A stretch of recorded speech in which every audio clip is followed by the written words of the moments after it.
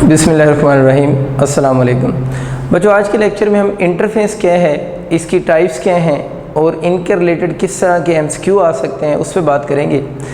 Interface के लिए सबसे पहली बात आप ये याद रखें कि interface basically superposition of two waves है, यानी इसके अंदर टू वेव्स जो हैं वो आपस में सुपरपोज करेंगी। सुपरपोज करना मीन कि वो दोनों वेव्स आपस में एक दूसरे के साथ कंबाइन हो जाएंगी। लेकिन कौन सी वेव्स कंबाइन होंगी? तो पहली कंडीशन ये होती है कि इंटरफेस के लिए जो टू वेव्स कंबाइन हो रही हों उन टू वेव्स को टू आइडेंटिकल वेव्स होनी चाहिए। तो पहली बात आप लोगों ने याद रखना है कि फॉर सेक ऑफ इंटरफेरेंस जो वेव्स आपस में सुपरपोज हो रही हैं या कंबाइन हो रही हैं वो आइडेंटिकल वेव्स होनी चाहिए। अब ये बात है कि आइडेंटिकल वेव्स किन वेव्स को कहते हैं? आइडेंटिकल वेव्स ऐसी वेव्स होती हैं जिनकी वेवलेंथ, फ्रीक्वेंसी, टाइम पीरियड और स्पीड सेम हो। इवन साथ में मीडियम भी लिख सकता हूँ ना, यानी उनका मीडियम, ये सारी चीज़ें उनकी सेम होनी चाहिए। मीडियम सेम होने का मतलब ये है कि वो दोनों वेव्स सेम मीडियम के अंदर प्रोपोगेट हो रही हैं, यानी एक ही मीडियम में दोनों वेव्स मूव कर रही हैं। तो टू आइडेंटिकल वेव्स ऐसी वेव्स होंगी जिनकी वेवलेंथ, फ्रीक्वेंसी, टाइम पीरियड और स्पीड एंड मीडियम सेम हो। ऐसी वेव्स को हम आइडेंटिकल वेव्स कहते हैं। कुछ लोग ये कहते हैं कि आइडेंटिकल वेव्स के लिए एम्पलीट्यूड भी सेम होना नेसेसरी होता है। तो एम्पलीट्यूड के बारे में आप ये बात नोट करें कि आइडेंटिकल वेव्स के लिए एम्पलीट्यूड जो होगा उसके लिए आप नोट कर लें may or may not be equal, may or may not be equal. मतलब अगर जो एम्पलीट्यूड होता है वो कंडीशन नहीं होती आइडेंटिकल वेव्स के लिए। अगर दो वेव्स हैं उनके एम्पलीट्यूड डिफरेंट भी हैं और उनकी बाकी सारी चीज़ें सेम हैं तो उनको हम आइडेंटिकल वेव्स ही कहेंगे। अगर उनके एम्पलीट्यूड सेम भी हैं तो अगर ऊपर वाली चीज़ें सारी सेम है तो फिर भी वो आइडेंटिकल वेव्स ही होंगी। इसलिए मैंने लफ्ज़ लिखा है कि may or may not be equal, कि आइडेंटिकल वेव्स होती हैं उनमें एम्पलीट्यूड सेम होना कंडीशन नहीं होती। अगर एम्पलीट्यूड सेम हो तब भी उनको आइडेंटिकल कहेंगे, अगर डिफरेंट होंगे तो तब भी आइडेंटिकल ही कहेंगे। तो पहली बात मैं कह रहा था कि इंटरफेस के लिए टू आइडेंटिकल वेव्स होनी चाहिए। और दूसरी कंडीशन ये होती है ट्रैवलिंग इन सेम डायरेक्शन। तो दूसरी कंडीशन मैंने लिखी है कि the waves are travelling in किस में, सेम डायरेक्शन में ट्रैवल कर रही हूँ। एक और चीज़ याद रखना है कि अगर यहाँ पर सेम डायरेक्शन की बजाय वर्ड कभी यूज़ हो जाए ना, अपोजिट डायरेक्शन वर्ड आ जाए, मैंने तो सेम डायरेक्शन लिखा है ना, अगर यहाँ पर सेम की बजाय अपोजिट वर्ड हो जाए, बाकी चीज़ें वही हों, टू आइडेंटिकल वेव्स हों और ट्रैवलिंग इन सेम की बजाय ट्रैवलिंग इन अपोजिट डायरेक्शन हो जाए, तो फिर आप लोगों ने एमसीक्यू का जो ऑप्शन चूज़ करेंगे वो इंटरफेस नहीं चूज़ करेंगे। अगर सेम डायरेक्शन की बजाय अपोजिट डायरेक्शन वर्ड हो जाए तो फिर आप लोगों ने इसका ऑप्शन स्टेशनरी वेव चूज़ करना है। इसका मतलब ये हुआ कि अगर two identical waves travelling in opposite direction हो जाए तो देन जो रिजल्टेंट वेव बनेगी या रिजल्टेंट फिनोमेना होगा उसे हम स्टेशनरी वेव्स कहेंगे। खैर अभी हम तो फोकस सेम डायरेक्शन को कर रहे हैं। तो इंटरफेस के लिए टू आइडेंटिकल वेव्स और ट्रैवलिंग इन सेम डायरेक्शन और वो वेव्स आपस में सुपरपोज कर दें। सुपर इम्पोज लिख लें या सुपरपोज लिख लें, एक ही बात है। सुपर इम्पोज कर दें या सुपरपोज कर दें तो जो रिजल्टेंट फिनोमेना होगा then such a phenomena is called interference. तो उस फिनोमेना को फिर हम किसका नाम देंगे? इंटरफेरेंस का नाम देंगे। तो बच्चों चंद बेसिक कंडीशन आप लोगों ने याद रखनी है कि वेव्स आइडेंटिकल होनी चाहिए, ट्रैवलिंग इन सेम डायरेक्शन हो और वेव्स आपस में सुपरपोज कर दें, तो इस फिनोमेना को हम इंटरफेस कहेंगे। इंटरफेस के बारे में एक और पॉइंट भी नोट कर लें कि इंटरफेस के लिए principal of superposition is applicable, यानी इंटरफेस के फिनोमेना के ऊपर प्रिंसिपल ऑफ सुपरपोजिशन एप्लीकेबल होता है। तो मैंने बच्चों लिख दिया principal of superposition is applicable. वैसे अब याद रखें जो प्रिंसिपल ऑफ सुपरपोजिशन होता है ना, अगर आपसे इसकी कभी एप्लीकेशन पूछ लेना कि प्रिंसिपल ऑफ सुपरपोजिशन कहाँ पर अप्लाई हो रहा होता है, इसकी एप्लीकेशंस कौन सी हैं, तो याद रखना है प्रिंसिपल ऑफ सुपरपोजिशन की 3 एप्लीकेशंस हैं। यानी प्रिंसिपल ऑफ सुपरपोजिशन की 3 एप्लीकेशंस हैं जिनमें एक एप्लीकेशन जो भी हम पढ़ रहे हैं वो इंटरफेरेंस है। एक एप्लीकेशन हम पहले पढ़ चुके हैं जिसे हम स्टेशनरी वेव्स का नाम देते हैं और एक एप्लीकेशन और है जिसे हम बीट्स का नाम देते हैं। तो these are 3 applications of principle of superposition. और एक इंटरफेरेंस है, एक स्टेशनरी वेव्स है, एक बीट्स है। स्टेशनरी वेव्स के बारे में हम पहले बात कर चुके हैं। आज हम जो बात कर रहे हैं वो इंटरफेस पे कर रहे हैं। इसी में लिखा है कि प्रिंसिपल ऑफ सुपरपोजिशन यहाँ पर क्या होगा? एप्लीकेबल होगा।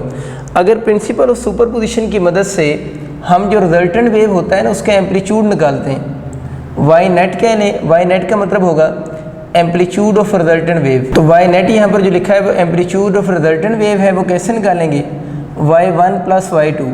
अगर वहाँ पर 2 वेव्स हों तो हम उनके जो एम्पलीट्यूड्स हैं, इंडिविजुअल एम्पलीट्यूड है ना, y1 फर्स्ट वेव के एम्पलीट्यूड, y2 सेकंड वेव के एम्पलीट्यूड, तो दोनों वेव्स के इंडिविजुअल एम्पलीट्यूड का आप लोगों ने वेक्टर सम कर देना है। अगर 2 से ज़्यादा हों तो फिर भी आप इसको लिख सकते हैं y net amplitude of resultant wave equal to y1 plus y2 and up to so on. मतलब जितनी भी वेव्स होंगी उन सब के आप लोगों ने एम्पलीट्यूड्स का वेक्टर सम ले लेना है, तो वो आपके पास जो होगा वो रिजल्टेंट वेव का एम्पलीट्यूड आ जाएगा। तो आपको प्रिंसिपल सुपरपोजिशन का आइडिया हो गया है कि इस प्रिंसिपल की मदद से हम जो रिजल्टेंट वेव होता ही है उसका एम्पलीट्यूड कैलकुलेट करते हैं। इसके बाद 1-2 पॉइंट आप लोग और नोट कर लें, वो मैं आपके लोगों के लिए पहले बोर्ड पर लिख देता हूँ। तो मैंने बच्चों वो लाइन बहुत इंपॉर्टेंट लाइन MCQ के लिए लिख दी है, याद रखना है। इन इंटरफेरेंस के फिनोमेना में एनर्जी इज़ कंजर्व्ड। अगर आ जाए इंटरफेस के दौरान एनर्जी पे क्या फ़र्क पड़ेगा, तो इंटरफेस के फिनोमेना में एनर्जी कंजर्व्ड रहती है बट रीडिस्ट्रीब्यूट, लेकिन एनर्जी जो होती है वो क्या हो रही थी, रीडिस्ट्रीब्यूट हो रही होती है। एनर्जी की डिस्ट्रीब्यूशन को अभी जब हम इंटरफेस की टाइप्स पढ़ेंगे तो उसके अंदर हम डिटेल से डिस्कस कर लेंगे। तो याद रखना है कि इंटरफेस के फिनोमेना में एनर्जी कंजर्व रहती है और साथ में क्या होगी, रीडिस्ट्रीब्यूट होगी। एनर्जी की रीडिस्ट्रीब्यूशन कैसे होती है वो भी हम इसकी टाइप्स पढ़ते हैं, तो इसकी रीडिस्ट्रीब्यूशन पे हम डिटेल से बात करेंगे। अब बच्चों हम बात करते हैं टाइप्स ऑफ इंटरफेरेंस पे। इंटरफेरेंस की 2 टाइप्स होती हैं, एक को हम कंस्ट्रक्टिव इंटरफेरेंस का नाम देते हैं, एक को हम डिस्ट्रक्टिव इंटरफेरेंस का नाम देते हैं। हम इनको एक डायग्राम की मदद से समझने की कोशिश करते हैं। सपोज करें आपके पास कोई सी 2 वेव्स हैं, ठीक है, इनमें से एक वेव मैं ये बना रहा हूँ, ये सपोज करें आपके पास एक वेव है और इस वेव का जो एम्पलीट्यूड है वो y1 कर लेते हैं, यानी इस वेव का एम्पलीट्यूड y1 है, इसके साथ कोई दूसरी वेव सुपरपोज कर रही है, उसको ड्रॉ कर लेते हैं। ये जो बच्चों मैंने रेड कलर की सेकंड वेव ड्रॉ की है ना, आप नोट करें कि इन दोनों वेव्स के, इस जो सेकंड वेव है रेड कलर वाली, इसके एम्पलीट्यूड का मज्यूम कर लेते हैं y2 उसका एम्पलीट्यूड है। अब ज़रा नोट करें कि इन दोनों वेव्स के, जो ब्लैक कलर की है और रेड कलर की है, ये फर्स्ट और सेकंड वेव जो है, इन दोनों वेव्स की देख लें वेवलेंथ भी सेम है, दोनों की फ्रीक्वेंसी भी सेम है, मीडियम भी सेम होगा और स्पीड भी सेम होगी। यहाँ से हमें ग्राफ से इनकी वेवलेंथ क्लियर नज़र आ रही है कि वेवलेंथ सेम है, ठीक है। तो ये दोनों वेव्स जब आपस में सुपरपोज कर रही हैं तो इंटरफेरेंस की कंडीशन को ओबे करना चाहिए। तो हम लोगों ने ख्याल रखना होता है कि इनकी वेवलेंथ सेम हो, फ्रीक्वेंसी भी सेम हो, टाइम पीरियड, स्पीड और मीडियम भी सेम होगा, तब इंटरफेस होगा।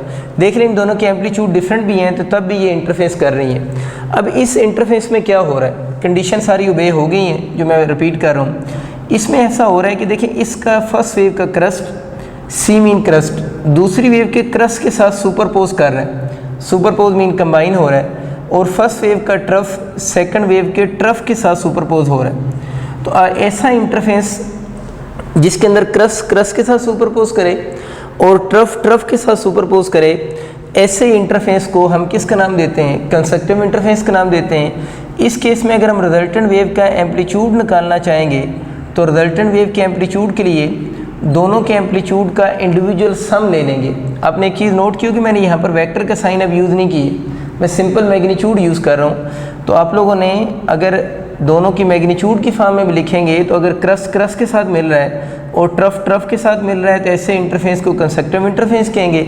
और रिजल्टेंट वेव के एम्पलीट्यूड के लिए दोनों वेव के एम्पलीट्यूड का इंडिविजुअल हम लोग क्या ले लेंगे, सिंपल सम कर लेंगे, ठीक है। तो अब रिजल्टेंट वेव के एम्पलीट्यूड मुझे ये बताएं कि इस इंटरफेस के दौरान जो कि कंस्ट्रक्टिव इंटरफेस है, जो रिजल्टेंट वेव का एम्पलीट्यूड होगा वो आपको नजर आ रहा है कि रिजल्टेंट वेव का एम्पलीट्यूड जो होगा वो क्या कर जाएगा, इंक्रीज कर जाएगा। एम्पलीट्यूड किसका इंक्रीज कर रहा है, रिजल्टेंट वेव का। तो रिजल्टेंट वेव का एम्पलीट्यूड तो इंक्रीज हो रहा है, लेकिन याद रखना है इस रिजल्टेंट वेव की जो वेवलेंथ होगी, फ्रीक्वेंसी होगी, टाइम पीरियड होगा, ये जो स्पीड होगी वो क्या होगी, सेम एज इंडिविजुअल वेव्स। ये बहुत इंपॉर्टेंट लाइन आप लोगों ने याद रखनी है कि कंस्ट्रक्टिव इंटरफेस के दौरान जो रिजल्टेंट वेव बनेगी उसका एम्पलीट्यूड तो इंक्रीज़ करेगा, लेकिन उस रिजल्टेंट वेव का एम्पलीट्यूड इंक्रीज़ कर रहा है, बट उसकी बाकी जो चीज़ें हैं वेवलेंथ, फ्रीक्वेंसी, टाइम पीरियड और speed same as individual waves, यानी जो इंडिविजुअल वेव्स की चीज़ें पैरामीटर्स हैं वही इसके रहेंगे। तब अगर मैं इसके ऊपर रिजल्टेंट वेव को ड्रॉ करूँ तो उसका एम्पलीट्यूड कैसे होगा, y1 प्लस y2 होगा, जिसको यहाँ पर हम ड्रॉ कर लेते हैं। तो ये जो बच्चे मैंने आपको ब्लू कलर की आपके सामने ड्रॉ की है ना, ये वाई नेट है, वाई नेट मीन कौन सी वेव है, रिजल्टेंट वेव है। और यहाँ से आपको क्लियरली आइडिया हो रहा होगा कि इसकी वेवलेंथ जो है वो क्या है, सेम है। वेवलेंथ सेम है तो टाइम पीरियड भी सेम होगा और फ्रीक्वेंसी भी सेम होगी। तो स्पीड भी साथ में अगर हम एक्सपेरिमेंट से चेक करें तो सेम ही आती है। तो ये ऐसे इंटरफेस को हम कंस्ट्रक्टिव इंटरफेस का नाम देंगे। अब अगर हम डिस्ट्रक्टिव इंटरफेस की बात करें तो इसको हम एक डायग्राम से समझने की अगेन कोशिश करते हैं। कि बच्चों मैंने आपके सामने एक वेव ड्रॉ की है। इस वेव के एम्पलीट्यूड को बिल्कुल पहले मेथड की तरह y1 अज्यूम कर लेते हैं। इसके साथ कोई दूसरी वेव कंबाइन करते हैं, वो कुछ शू में बना देता हूँ। ये मैंने दूसरी वेव रेड कलर की बना दी है। इस वेव के एम्पलीट्यूड को y2 कह देते हैं। अगर आप गौर करें तो ये एक ऐसा इंटरफेस हो रहा है जिसमें वो सारी चीज़ें तो सेम ही हैं, wavelength, frequency, time period, speed और मीडियम वगैरह। लेकिन यहाँ पर इसका जो क्रस्ट है इसके किसके साथ, यानी एक वेव का क्रस्ट दूसरी के ट्रफ के साथ और दूसरी का ट्रफ पहले के क्रस्ट के साथ कंबाइन हो रहा है। तो ऐसे इंटरफेस को जिसमें एक का क्रस्ट दूसरी के ट्रफ और दूसरी का ट्रफ पहले के क्रस्ट के साथ कंबाइन हो, ऐसे इंटरफेस को हम डिस्ट्रक्टिव इंटरफेस कहते हैं। और यहाँ पर अगर हम रिजल्टेंट वेव का एम्पलीट्यूड कैलकुलेट करना चाहें तो अगर हम मैग्नीट्यूड की फॉर्म में लिखेंगे तो यहाँ पर आप लोगों ने कौन साइन यूज़ करना है, माइनस साइन यूज़ करेंगे। माइनस साइन इसलिए लगा रहा हूँ कि ये मीन पोजीशन से नीचे आ रहा है। एक चीज़ आप लोगों ने नोट की होगी, इसको प्रिंसिपल ऑफ सुपर पोजिशन कहते हैं ना, यही प्रिंसिपल ऑफ सुपर पोजिशन है। आपने चीज़ नोट की होगी, जब मैंने general formula of principle of super position लिखा था तो उसमें तो मैंने आप लोगों के लिए फार्मूले में माइनस साइन यूज़ ही नहीं किया था। वहाँ पर तो हम लोगों ने प्लस ही लिखा था ना। तो प्लस मैंने जब लिखा था तो ऊपर मैंने वेक्टर का साइन भी यूज़ किया था, क्योंकि वेक्टर का साइन जब आप ऊपर यूज़ करते हैं तो इसके ये मीन पोजीशन से ऊपर है तो इसके साथ y पॉजिटिव होगा। ये मीन पोजीशन से नीचे आ रहा है तो खुद ही जब इसको हम ओपन करेंगे तो इस जगह पर कौन सा साइन आ जाएगा, नेगेटिव साइन आ जाएगा। तो अगर प्रिंसिपल ऑफ सुपरपोजिशन की मैथमेटिकल फॉर्म पूछे, अगर ऊपर वेक्टर का साइन हो तो फिर हमेशा प्लस वाला ऑप्शन ही चूज़ करना है। लेकिन अगर ऊपर वेक्टर के साइन ना हो, यानी मैग्नीट्यूड की फॉर्म में लिखा हो, तो फिर आप लोगों ने कंस्ट्रक्टिव इंटरफेस के लिए प्लस वाला ऑप्शन चूज़ करना है और डिस्ट्रक्टिव इंटरफेस के लिए माइनस वाला ऑप्शन चूज़ करना है अगर ऊपर वेक्टर का साइन ना हो। लेकिन अगर ऊपर वेक्टर के साइन हो तो कंस्ट्रक्टिव इंटरफेस हो या डिस्ट्रक्टिव इंटरफेस हो, दोनों के केस में दरमियान में क्या आएगा, प्लस ही आएगा। और डिस्ट्रक्टिव का माइनस फिर कैसा आ जाएगा, जब डायरेक्शन अपोजिट है इसकी तो वो अपोजिट डायरेक्शन की वजह से जब सॉल्व करेंगे तो कौन सा साइन आ जाएगा, नेगेटिव साइन आ जाएगा। तो ये थोड़ी डिफरेंस याद रखना है। ये mathematical form general mathematical form है। प्लस कब चूज़ करना है, जब वेक्टर लिखे हुए हो। तो ये कंडीशन किसके लिए, कंस्ट्रक्टिव के लिए भी होगी और डिस्ट्रक्टिव के लिए भी होगी। लेकिन अगर वेक्टर के साइन ना लिखे हुए हो तो फिर आप ये वाला प्लस वाला चूज़ करेंगे कंस्ट्रक्टिव के लिए, और इसी तरह डिस्ट्रक्टिव के लिए कौन सा यूज़ करेंगे, नेगेटिव साइन यूज़ करेंगे जब वेक्टर के साइन लिखे हुए नहीं होंगे। तो उम्मीद है अब आपको ये कन्फ्यूजन क्लियर हो चुकी होगी। अब वाई नेट जो है ना, ये basically amplitude of resultant wave है। अब एम्पलीट्यूड ऑफ रिजल्टेंट वेव के बारे में एक बड़ी मिसकंसेप्शन ये है कि यही समझा जाता है कि डिस्ट्रक्टिव इंटरफेस में amplitude of resultant wave zero होगा। ठीक है, तो रिजल्टेंट वेव के एम्पलीट्यूड ज़ीरो तब होगा ना जब इन दोनों वेव के एम्पलीट्यूड सेम हो। सपोज करें मैं कहता हूँ इसका एम्पलीट्यूड 2 सेंटीमीटर है, तो इसका एम्पलीट्यूड भी अगर 2 सेंटीमीटर ही हो तो 2 - 2 आंसर कितना हो गया, 0। इसका मतलब है कि जो वेव सुपरपोज कर रही हैं, अगर उन दोनों वेव्स के एम्पलीट्यूड आपस में सेम हो, उन दोनों वेव्स के एम्पलीट्यूड आपस में सेम हो तो रिजल्टेंट वेव के एम्पलीट्यूड क्या होगा, 0 होगा। लेकिन और इस केस में क्या होगा, अगर इन दोनों के एम्पलीट्यूड आपस में सेम हो, यानी y1 और y2 अगर आपस में सेम हो जाए, ये y1 था, सॉरी y2 लिखा हुआ है, ये y1 है और ये y2 है, अगर ये दोनों सेम हो जाए तो रिजल्टेंट वेव के एम्पलीट्यूड कैसे निकालेंगे। सपोज करें इन दोनों के एम्पलीट्यूड सेम है, ये भी 2 सेंटीमीटर है और ये भी 2 सेंटीमीटर है, तो रिजल्टेंट वेव के एम्पलीट्यूड कैसे निकालेंगे, 2 + 2 इस फार्मूले से। तो इस केस के अंदर रिजल्टेंट वेव का एम्पलीट्यूड कितना होगा, 4 सेंटीमीटर होगा। तो ये थोड़ा ख्याल रखना है कि एम्पलीट्यूड हमेशा सेम होने ज़रूरी नहीं होते, और इस डायग्राम के अकॉर्डिंग तो एम्पलीट्यूड वैसे सेम होंगे भी नहीं, वो तो मैंने अज्यूम किया है ना, अगर सेम हो जाए। तो इसमें तो y1 अगर 2 सेंटीमीटर है तो y2 से थोड़ा ज़्यादा ही होगा, 3 सेंटीमीटर अगर हो जाए तो इस केस के अंदर y नेट कितना बनेगा, 3 + 2 तो कितने सेंटीमीटर हो जाएगा, 5 सेंटीमीटर। क्योंकि इंटरफेस के लिए एम्पलीट्यूड इक्वल हो तब भी इंटरफेस होगा, अनइक्वल होंगे तब भी इंटरफेस होगा। तो मैंने वैसे समझाने के लिए बात की कि अगर डिस्ट्रक्टिव इंटरफेस में एम्पलीट्यूड सेम हो जाए तो रिजल्टेंट वेव के एम्पलीट्यूड 0, कंस्ट्रक्टिव इंटरफेस में अगर एम्पलीट्यूड सेम हो जाए तो दोनों के एम्पलीट्यूड का सम 2 × 2 4 सेंटीमीटर। इस डायग्राम के अकॉर्डिंग अगर देखा जाए, अगर इसको 2 कहेंगे ब्लैक वाली जो फर्स्ट वेव है तो इसका थोड़ा सा ज़्यादा 3 कर लेते हैं, तो 2 + 3 कितना हो जाएगा 5 सेंटीमीटर। तो इस तरह के अगर बेसिक सेंस क्यों आते हैं कि इंडिविजुअल वेव्स के आपको एम्पलीट्यूड गिवन हो, इंडिविजुअल वेव के एम्पलीट्यूड गिवन हो, तो इन फार्मूलाज को यूज़ करके आप कंस्ट्रक्टिव इंटरफेरेंस के एम्पलीट्यूड बता सकते हैं और इस फार्मूला को यूज़ करके आप डिस्ट्रक्टिव इंटरफेरेंस का एम्पलीट्यूड बता सकते हैं, यानी डिस्ट्रक्टिव इंटरफेरेंस में रिजल्टेंट वेव के एम्पलीट्यूड बता सकते हैं। अब जो देखो अगर इन दोनों के एम्पलीट्यूड सेम होंगे तो रिजल्टेंट वेव के एम्पलीट्यूड 0 होगा, लेकिन सपोज कर लेते हैं कि इसका एम्पलीट्यूड अगर 2 है, इसका एम्पलीट्यूड 3 है, तो 3 - 2 कितना हो जाएगा 1, तो अब रिजल्टेंट वेव का एम्पलीट्यूड 0 तो नहीं आया। इस फार्मूले से निकालो ना 3 - 2, अगर मैं इस डायग्राम को अज्यूम करूँ, अगर इसको 3 अज्यूम करूँ, इसको 2, तो 3 - 2 1 सेंटीमीटर हो गया ना। इसका मतलब कि इस केस के अंदर भी डिस्ट्रक्टिव इंटरफेरेंस ही हो रहा है लेकिन एम्पलीट्यूड 0 नहीं हुआ, तो इसका मतलब है कि रिजल्टेंट वेव का एम्पलीट्यूड अगर पूछे डिस्ट्रक्टिव इंटरफेरेंस में क्या होगा, तो आप चूज़ करोगे 0 और मिनिमम वर्ड चूज़ करोगे, 0 और क्या चूज़ करोगे मिनिमम। जिस तरह यहाँ पर मैंने बोला रिजल्टेंट वेव का एम्पलीट्यूड इंक्रीज़ करेगा, या आप ये कह सकते हैं कि यहाँ पर रिजल्टेंट वेव का एम्पलीट्यूड मैक्सिमम होगा, मैक्सिमम मीन इंक्रीज़ कर रहा है, लेकिन यहाँ पर रिजल्टेंट वेव का एम्पलीट्यूड क्या होगा मिनिमम होगा, मिनिमम मीन क्या करेगा डिक्रीज़ करेगा। डिक्रीज़ क्यों कह रहे हैं कि यहाँ पर दोनों का डिफरेंस आना है, तो डिस्ट्रक्टिव इंटरफेरेंस में रिजल्टेंट वेव का एम्पलीट्यूड 0 भी हो सकता है और क्या होगा मिनिमम भी होगा। अगर रिजल्टेंट वेव का एम्पलीट्यूड 0 होगा तो हम कह सकते हैं जो रिजल्टेंट वेव होगी ना, इस केस के अंदर आपकी रिजल्टेंट वेव जो होगी वो फिर डिसअपीयर हो जाएगी ना। डिसअपीयर मीन वो वेव ही ख़त्म हो जाएगी, वो एक दूसरे के इफेक्ट को क्या कर देंगे कैंसिल कर देंगे। जिस तरह एक बहुत फेमस एग्जाम्पल है, मैं उसको लिख देता हूँ, तो मैंने लिखा है silence zone in ocean are form due to, कि ओशन के अंदर साइलेंस जोन किस वजह से बनते हैं, तो आप लोगों ने उसमें ऑप्शन चूज़ करना है। ओशन के अंदर साइलेंस जोन बनते हैं ड्यू टू डिस्ट्रक्टिव इंटरफेरेंस, क्योंकि वहाँ पर जो वेव्स होती हैं वो एक दूसरे को टोटली साउंड वेव्स कैंसिल कर देती हैं, जब वो कैंसिल कर देंगी तो वहाँ पर साइलेंस जोन बनेंगे। तो अगर आ जाए ना इसकी silence zone in ocean are form due to, तो वो डिस्ट्रक्टिव इंटरफेरेंस की वजह से वहाँ पर वेव्स के एम्पलीट्यूड सेम होने की वजह से रिजल्टेंट वेव का एम्पलीट्यूड 0 हो जाता है। रिजल्टेंट वेव का एम्पलीट्यूड 0 होने का मतलब होगा रिजल्टेंट वेव फिर डिसअपीयर हो जाएगी। तो हमेशा डिसअपीयर नहीं होगी, अगर दोनों के एम्पलीट्यूड सेम होंगे तो डिसअपीयर होगी। लेकिन दूसरा इसका केस ये हो सकता है कि रिजल्टेंट वेव का एम्पलीट्यूड क्या हो जाए मिनिमम हो जाए। याद वही बातें रखनी है, अगर रिजल्टेंट वेव का एम्पलीट्यूड मिनिमम होगा तो वेव ख़त्म तो नहीं हुई ना। अगर वेव ख़त्म नहीं हुई तो इस रिजल्टेंट वेव की जो इस केस में जो रिजल्टेंट वेव, अगर वेव ख़त्म नहीं हो रही तब बात हो रही है, यहाँ तो वेव ही डिसअपीयर होगी ना। अगर वेव बाकी रहेगी तो उसका एम्पलीट्यूड तो कम हो जाएगा, लेकिन वही पुरानी बात है, रिजल्टेंट वेव की वेवलेंथ, फ्रीक्वेंसी, टाइम पीरियड और स्पीड जो होगी वो क्या रहेगी सेम एज इंडिविजुअल वेव्स। इस बात को भी याद रखना है। तो मैंने इस केस में लिखा है कि रिजल्टेंट वेव का जो एम्पलीट्यूड होगा वो सेम होगा एज कौन सी वेव्स, इंडिविजुअल वेव के साथ क्या रहेगा सेम रहेगा। लेकिन ये कब सेम रहेगा, जब वो वेव डिसअपीयर नहीं होगी। अगर वेव डिसअपीयर ही होगी तो जब वेव ही नहीं है तो फिर हम उस वेव के पैरामीटर को डिस्कस नहीं करेंगे।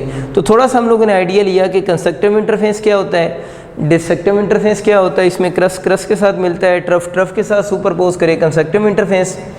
इस केस में रिजल्टेंट वेव के एम्पलीट्यूड इस फार्मूला से कैलकुलेट करेंगे। इसके इस तरह के छोटे छोटे न्यूमेरिकल आ सकते हैं। रिजल्टेंट वेव की प्रॉपर्टी याद रखनी है, रिजल्टेंट वेव के एम्पलीट्यूड इंक्रीज करेगा, ये मैक्सिमम होगा, और रिजल्टेंट वेव की ये जो सारे पैरामीटर होंगे सेम रहेंगे। डिस्ट्रक्टिव इंटरफेरेंस में रिजल्टेंट वेव का एम्पलीट्यूड 0 या मिनिमम हो सकता है।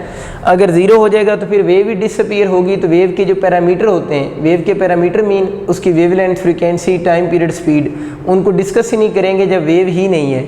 लेकिन अगर उनके एम्पलीट्यूड स्लाइड डिफरेंट होंगे तो फिर रिजल्टेंट वेव एग्जिस्ट करेगी, और उसके ये वाले सारे पैरामीटर वही होंगे जो किन वेव्स के होंगे, इंडिविजुअल वेव्स के होंगे। और एक इन्फॉर्मेशन भी हम लोगों ने रीड की कि साइलेंस जोन जो ओशन में बनते हैं are the result of destructive interference. हमारे बच्चों जो इंटरेस्ट में एमसीक्यू आते हैं उसमें कंस्ट्रक्टिव इंटरफेरेंस और डिस्ट्रक्टिव इंटरफेरेंस की जो आइडेंटिफिकेशन होती है वो बात तो बहुत सिंपल सी है, जो भी हम लोगों ने की है कि क्रस के साथ मिलेगा और ट्रफ के साथ मिलेगा तो क्रस ट्रफ कंस्ट्रक्टिव इंटरफेरेंस, और एक का क्रस दूसरे का ट्रफ मिलेगा तो डिस्ट्रक्टिव इंटरफेरेंस होगा।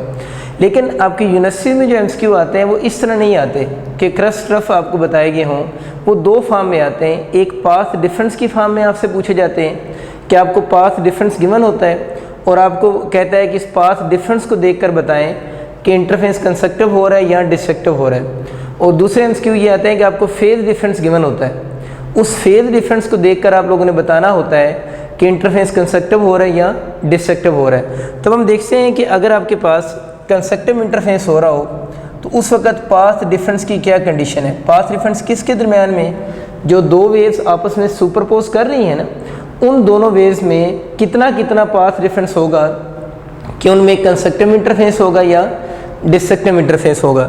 तो कंस्ट्रक्टिव इंटरफेस के लिए आप लोगों ने पाथ डिफरेंस की कंडीशन याद रखनी, delta S is a symbol of path difference. तो कहते हैं कि अगर दो वेव्स जो आपस में सुपरपोज कर रही हैं, अगर उनमें पाथ डिफरेंस m लैम्डा की इक्वल हो, m की वैल्यू यहाँ पर जो होती है वो 0, 1, 2, 3 एंड सो ऑन, बल्कि बेहतर आप इसको यूँ लिख लें 0 +- 1 +- 2 +- 3 and so on. Plus minus इसलिए लिखा है ना, ये ओरिजिन होता है, ओरिजिन से अगर वेव इस तरफ मिले तो उनकी वैल्यू के साथ क्या आएगा, प्लस वगैरह आ रहा होगा, यानी +1 होगा। अगर ओरिजिन से इस तरफ मिले तो क्या होगा, -1। तो प्लस और माइनस का जो फिजिकल मीनिंग है वो ओरिजिन है। ओरिजिन से अगर इस डायग्राम के अकॉर्डिंग देखें, राइट साइड पे वेव्स मिले तो पॉजिटिव वैल्यूज़ होंगी, लेफ्ट साइड पे मिलेंगी तो क्या होंगी, नेगेटिव वैल्यूज़ होंगी। अदरवाइज माइनस और प्लस के कोई और फिजिकल मीनिंग नहीं है, बस ओरिजिन की पोजीशन है। या ओरिजिन अगर आप यूँ रख लेते हैं तो ओरिजिन से ऊपर वैल्यूज़ पॉजिटिव, ओरिजिन से भी नीचे वैल्यूज़ नेगेटिव। तो मैं कह सकता हूँ कि कंस्ट्रक्टिव इंटरफेस कब होगा, अगर जो पाथ डिफरेंस है वो क्या हो जाए, इंटीग्रल मल्टीपल ऑफ लैम्डा हो जाए। ये बात आपको क्लियर हो चुकी होगी ना, m लैम्डा क्या है, m इंटीग्रल मल्टीपल है ना, 0, 1, 2, 3। तो अगर पाथ डिफरेंस किसकी इक्वल हो जाए, अगर path difference integral multiple of lambda हो जाए तो जो वेव्स आपस में सुपरपोज कर रही हैं उनमें इंटरफेस कंस्ट्रक्टिव इंटरफेस होगा। अगर इसमें मैं वैल्यूज़ पुट कर दूँ m की, तो अगर दो वेव्स जो मिल रही हैं उनमें पाथ डिफरेंस m को 0 पुट करें तो पाथ डिफरेंस 0 आ गया ना। अगर दो वेव्स ऐसे मिलें कि उनमें पाथ डिफरेंस 0 हो तो फिर भी कंस्ट्रक्टिव इंटरफेस होगा। 1 पुट करें तो लैम्डा हो, 2 लैम्डा हो। अब आपको प्लस माइनस से कन्फ्यूजन नहीं होनी चाहिए, ये सिर्फ ओरिजिन की पोजीशन है एंड सो ऑन। इसका मतलब है कि अगर जो दो वेव्स आपस में मिल रही हैं, अगर उनमें पाथ डिफरेंस जो होगा वो 0 हो, 1 लैम्डा हो, 2 लैम्डा हो, 3 लैम्डा हो, तो उन वेव्स के दरमियान में इंटरफेरेंस कौन सा हो रहा होगा, कंस्ट्रक्टिव इंटरफेस हो रहा होगा। इसी तरह अगर हम बच्चे डिस्ट्रक्टिव इंटरफेस की बात करें कि अगर दो वेव्स आपस में इस तरह सुपरपोज करें कि उनमें पाथ डिफरेंस किसकी इक्वल हो जाए, m+1/2 लैम्डा हो जाए, यानी दो वेव्स आपस में सुपरपोज करें, अगर उनमें पाथ डिफरेंस m+1/2 लैम्डा की इक्वल होगा तो इंटरफेरेंस कौन सा होगा, डिस्ट्रक्टिव इंटरफेस होगा। इसकी फॉर्म थोड़ी चेंज होकर भी आती है, इसका ज़रा एलसीएम लेना तो 2m+1, ठीक है ना। ये एलसीएम वाला जो 2 है ना, ये वाला 2 मैं बाहर लिख देता हूँ, λ/2 हो गया। तो इसको दो तरह से लिख सकते हैं डिस्ट्रक्टिव इंटरफेस को, m+1/2 इंटू लैम्डा, और एलसीएम ले लें तो 2m+1 और ये वाला 2 बाहर चला गया तो λ/2 हो गया। तो दोनों तरह की कंडीशन में जो भी एमसीक्यू में आ जाए दोनों ही करेक्ट कंसिडर होंगे। एक में एलसीएम लिया हुआ है, एक में मैंने एलसीएम नहीं लिया हुआ। इसमें भी जो m की वैल्यू है वो बच्चों वही 0, +-1 +-2 एंड सो ऑन। और अगर इसमें हम m की वैल्यूज़ को पुट करें, 0 पुट करें तो आंसर कितना हो जाएगा, λ/2। प्लस माइनस सब मैं नीचे खुद ही साथ में नहीं लिख रहा, आप चाहें तो लिख सकते हैं। चलिए मैं लिख ही देता हूँ प्लस माइनस। अगर हम m को कितना पुट करते हैं, 1 पुट करें तो λ/2, सॉरी 0 पुट करें तो ये कैंसिल हो गया λ/2, 1 पुट करें तो 3 λ/2, 2 पुट करें तो 5 λ/2, 7 λ/2 एंड सो ऑन। तो इनमें से m की कोई भी वैल्यू अगर आप ऊपर पुट करेंगे तो जो आंसर आएंगे λ/2, 3 λ/2, 5 λ/2, 7 λ/2। तो मैं कह सकता हूँ ये जो सारे आंसर हैं वो कौन से हैं, देखिए ना, मैं अगर कहूँ तो बात ठीक होगी, वो ऑड मल्टीपल है λ/2 का। ये 1, ये 3, ये 5, ये 7, और हर एक के साथ क्या लिखा हुआ है, λ/2। तो मैं कह सकता हूँ ये ऑड मल्टीपल हैं किस चीज़ का, λ/2 का। तो इस केस में जो इंटरफेस होगा वो कौन सा होगा, डिस्ट्रक्टिव इंटरफेस होगा। तो मैंने बच्चों लिखा है कि ऑड मल्टीपल ऑफ λ/2 अगर होगा तो जो दो वेव्स आपस में सुपरपोज करेंगी उनमें इंटरफेस कौन सा होगा, डिस्ट्रक्टिव इंटरफेस होगा। तो बहुत आसान हो गया। अगर इंटीग्रल मल्टीपल ऑफ लैम्डा हो तो इंटरफेरेंस कंस्ट्रक्टिव, अगर ऑड मल्टीपल ऑफ λ/2 हो जाए तो इंटरफेरेंस डिस्ट्रक्टिव। इसकी थोड़ी प्रैक्टिस कर लेते हैं। सपोज करें आपके एमसीक्यू ये आ जाता है कि जो दो वेव्स आपस में सुपरपोज कर रही हैं उन दोनों वेव्स में जो पाथ डिफरेंस है वो λ/4 है। जो दो वेव्स आपस में सुपरपोज कर रही हैं उनमें पाथ डिफरेंस λ/4 है। तो बताएं कौन सा इंटरफेस होगा। तो मुझे ये बताएं कि λ/4 क्या इनमें आता है, इनमें तो नहीं आता। क्या इनमें लैम्डा बाई 4 आ रहा है? इसमें तो लैम्डा बाई 2 के बाद कितना आ रहा है? 3 लैम्डा बाई 2 आ रहा है। तो इसमें भी लैम्डा बाई 4 आप लोगों के पास नहीं आ रहा है, इसमें भी नहीं है लैम्डा बाई 4 और इसमें भी नहीं है। इसका मतलब ये हुआ कि जो दो वेव्स अगर आपस में सुपरपोज कर रही हैं, अगर उनमें पाथ डिफरेंस लैम्डा बाई 4 हो तो ये इंटरफेरेंस की कंडीशन नहीं है। तो आपसे पूछेगा बताएं इस केस में कौन सा इंटरफेरेंस होगा, कंस्ट्रक्टिव या डिस्ट्रक्टिव? तो अब ऑप्शन में क्या चूज़ करेंगे? No interference. और नो इंटरफेरेंस मैंने क्यों वर्ड लिखा है? क्योंकि ये वाली जो कंडीशन है ये इंटरफेरेंस की कंडीशन के अंदर एग्जिस्ट नहीं करती। तो बहुत आसान सी बात कि यहाँ 0 के बाद लैम्डा बाई 2 पे इंटरफेरेंस होता है और 0 और लैम्डा बाई 2 के दरमियान में क्या आता है? लैम्डा बाई 4 आता है। तो यहाँ पर कोई कंडीशन में लैम्डा बाई 4 मेंशन नहीं है, इसका मतलब है इस पर कोई इंटरफेरेंस नहीं होगा। या अगर सपोज करें मैं आपसे ये पूछूं कि आप दो वेव्स आपस में मिल रही हैं और बताएं कि 11 लैम्डा बाई 2 पे कौन सा इंटरफेरेंस होगा, तो खुद सोचो 11 लैम्डा बाई 2 क्या चीज़ है? ये ऑड मल्टीपल नहीं है लैम्डा बाई 2 का। अगर ये ऑड मल्टीपल है लैम्डा बाई 2 का तो इस पे जो इंटरफेरेंस होगा वो तो बहुत आसान सी बात, इस पे आप लोगों के पास कौन सा इंटरफेरेंस होगा? डिस्ट्रक्टिव इंटरफेरेंस होगा। या अगर मैं आपसे पूछूं दो वेव्स आपस में सुपरपोज कर रही हैं, उनमें पाथ डिफरेंस जो है वो आपका 9 लैम्डा के इक्वल आ रहा है। अगर पाथ डिफरेंस 9 लैम्डा के इक्वल आ रहा हो तो वो क्या है? इंटीग्रल मल्टीपल ऑफ लैम्डा नहीं बन रहा, इंटीग्रल मल्टीपल ऑफ लैम्डा है। तो इस पे इंटरफेरेंस कौन सा होगा? कंस्ट्रक्टिव इंटरफेरेंस होगा।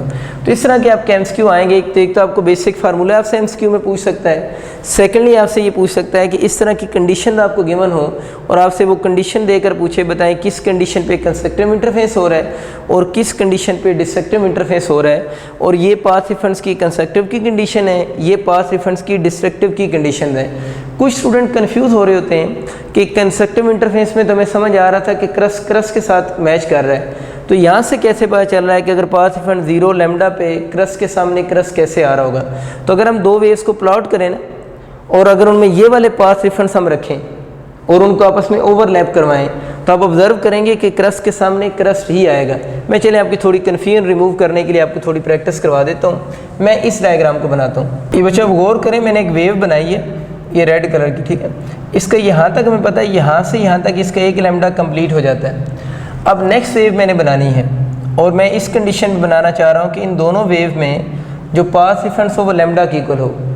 अगर पाथ डिफरेंस लैम्डा रखेंगे, और ये चीज़ याद रखें जब आप पाथ डिफरेंस की कंडीशन के अकॉर्डिंग वेव्स को प्लॉट करते हैं, पाथ डिफरेंस की कंडीशन के अकॉर्डिंग जब वेव्स को प्लॉट करते हैं तो कंस्ट्रक्टिव इंटरफेरेंस हो या डिस्ट्रक्टिव इंटरफेरेंस की कंडीशन के लिए वेव को प्लॉट करेंगे तो हमेशा पहले क्रस्ट ही प्लॉट करना होता है। ये बात अपने पास नोट करनी है कि जब कंडीशन को अंडरस्टैंड करने के लिए डायग्राम बनाते हैं तो हमेशा पहले क्रस्ट ही बनता है। तो अब मैंने इस वेव को 1 बोल देता हूँ, ये वेव 1 है और इस वेव में और दूसरी वेव में पाथ डिफरेंस लैम्डा शो करना है। तो नेक्स्ट वेव लैम्डा के बाद यहाँ से शुरू होगी ना, सपोज करें नेक्स्ट वेव यहाँ से शुरू होगी और कंडीशन के अकॉर्डिंग जब डायग्राम बनाते हैं तो पहले हमेशा क्रस्ट बनाना है, तो नेक्स्ट वेव मुझे यहीं से बनानी पड़ेगी, ये उसका क्रस्ट होगा एंड सो ऑन। तो ज़रा नोट करें ना, ये आपका सेकंड वेव होगी। तो अब इन दोनों वेव में, रेड वेव में और ब्लैक वेव में पाथ डिफरेंस कितने का? लैम्डा का है। तो देखिए लैम्डा के बाद भी देखें इसका क्रस्ट के साथ मैच कर रहा है, ट्रफ के साथ मैच कर रहा है, तो इंटरफेरेंस कौन सा होगा? कंस्ट्रक्टिव ही होगा। इसी तरह अगर बच्चे 2 लैम्डा 3 लैम्डा या 0 पे भी इवन प्लॉट करोगे तो क्रस्ट के सामने कौन सा आएगा? क्रस्ट ही आएगा। इसी तरह अगर इन वेव्स को मैं प्लॉट करूं, इसको भी आपको एक डायग्राम से मैं समझाने की कोशिश करता हूं। ये बच्चों देखो डायग्राम में मैंने एक वेव शो की है और इस वेव का यहाँ से यहाँ तक हमें पता है जो लेंथ बनती है वो लैम्डा बाई 2 होगी ना, यानी हाफ वेव लेंथ है। अब मैं ये आपको शो करना चाह रहा हूँ कि अगर दो वेव में पाथ डिफरेंस लैम्डा बाई 2 हो तो रूल के अकॉर्डिंग इंटरफेरेंस डिस्ट्रक्टिव होना चाहिए। और इसका मतलब क्या है? Lambda by 2, 3 lambda by 2, 5 lambda by 2 पे अगर हम वेव्स को आपस में सुपरपोज या कंबाइन करवाएंगे तो क्रस्ट के सामने ट्रफ ही आएगा। अब हम इस डायग्राम की मदद से इसको समझ रहे हैं कि अगर लैम्डा बाई 2 हो तो कैसे ऐसे होगा। यहाँ से अब न्यू वेव शुरू होगी ना, क्योंकि यहाँ से यहाँ तक तो लैम्डा बाई 2 है। अगर इस जगह से न्यू वेव आप लोगों ने स्टार्ट करनी है तो मैंने क्या बताया था कि जब हम कंडीशन के अकॉर्डिंग डायग्राम बनाते हैं तो पहले हमेशा क्रस्ट बनाना होता है। तो इसका भी पहले आप लोगों ने क्रस्ट ही बनाना है। यहाँ पर क्रस्ट बनेगा, फिर उसका ट्रफ, फिर क्रस्ट। अब ज़रा नोट करो, इस वेव का ट्रफ जो है वो क्रस्ट आ रहा है, इस वेव के ट्रफ के साथ सुपरपोज नहीं कर रहा, और इस वेव का जो ट्रफ है इसके किसके साथ? क्रस्ट के साथ सुपरपोज कर रहा है। तो इस केस में जो इंटरफेस होगा वो कौन सा इंटरफेस होगा, डिस्ट्रक्टिव इंटरफेस ही होगा। तो इन कंडीशन पे जब भी आप वेव को प्लॉट करेंगे तो एक का क्रस्ट दूसरे के ट्रफ के सामने आ जाएगा। इन कंडीशन पे जब भी वेव को प्लॉट करोगे तो क्रस्ट के सामने क्रस्ट ही आएगा और ट्रफ के सामने ट्रफ ही आएगा। तो यूँ समझने कि जो बात पहले हम लोगों ने ग्राफिकली लिखी थी, क्रस्ट के सामने आ रहा है, ट्रफ के सामने आ रहा है, यही वो बात मैथमेटिकली इन टर्म्स ऑफ क्या लिखी हुई है, पाथ डिफरेंस लिखी हुई है। पाथ डिफरेंस बेसिकली लेंथ होती है ना, और लेंथ की मेजरमेंट हम यहाँ पर किस फॉर्म में करेंगे, लैम्डा की फॉर्म में करेंगे। तो यहाँ पर जो हम लोगों ने बात लिखी थी कि डिस्ट्रक्टिव इंटरफेस में क्रस्ट के सामने ट्रफ आएगा, ये वही बात मैथमेटिकली लिखी हुई है इन टर्म्स ऑफ कौन सा, पाथ डिफरेंस। और पाथ डिफरेंस आपको पता है किस फॉर्म में शो होता है, लैम्डा की फॉर्म में। अभी हम लोगों ने बच्चों इंटरफेस की जो टाइप्स हैं उनको in terms of path difference सीखा है।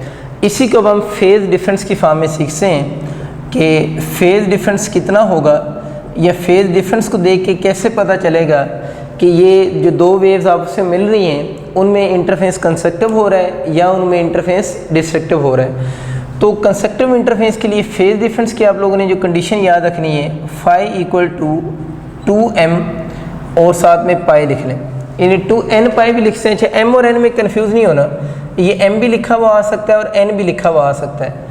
कुछ यूनिवर्सिटीज़ में m लिखा हुआ आता है, कुछ यूनिवर्सिटीज़ में n लिखा हुआ आता है। तो m और n में कोई कन्फ्यूजन नहीं है, बस इसकी वैल्यूज़ आपको पता है, m और n की 0 +-1 +-2 और प्लस माइनस का आपको चक्कर बता दिया। ओरिजिन है, ओरिजिन से ऊपर पॉजिटिव, ओरिजिन से नीचे नेगेटिव।